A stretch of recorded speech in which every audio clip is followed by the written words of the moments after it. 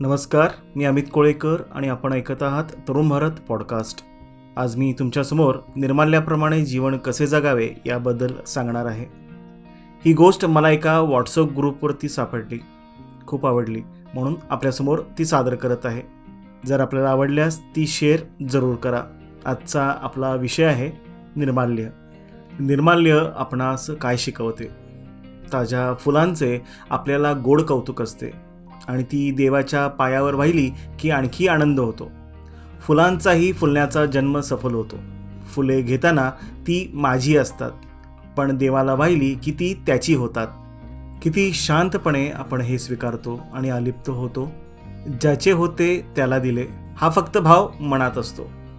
त्या फुलांची ओढ संपलेली असते.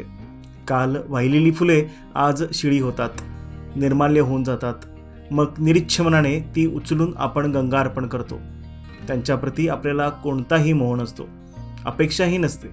ती पाण्यात कसे सोडू हा प्रश्न नसतो. पुन्हा त्यांची आठवणी येत नाही. अगदी तसेच आपली दुःखे त्याच्या चरणावर व्हायची आणि शांत होऊन जायचे. त्यांच्याप्रती कोणतीही भावना मनात बांधून ठेवायची नसतात. आजपर्यंत जी माझी दुःखे होती ती आता त्याची झाली. त्यांचा कसला विचार करायचा? रामाचे स्मरण करावे, नामसाधना करावी. आणि कालची दुःखे तर आज निर्माल्य झाली. त्यांचा मोह नाहीच धरायचा. त्यांना कवटाळून बसण्याचा काहीच उपयोग नसतो. शिळ्या फुलाप्रमाणे मग ती सडायला लागतात आणि मग मनाला पोखरायला लागतात. म्हणूनच जोपर्यंत ती निर्माल्य आहेत तोपर्यंतच गंगार्पण करून मोकळे व्हायचे. आज पेरण्यासाठी आपण आनंद आणूयात. धान्याची पेरणी करताना जशी जमिनीची मशागत करतात तशी मनाची साफसफाई करू, नामस्मरण करू आणि तेथे आनंद पेरूयात. तो नक्कीच शतपटीने उगवतो.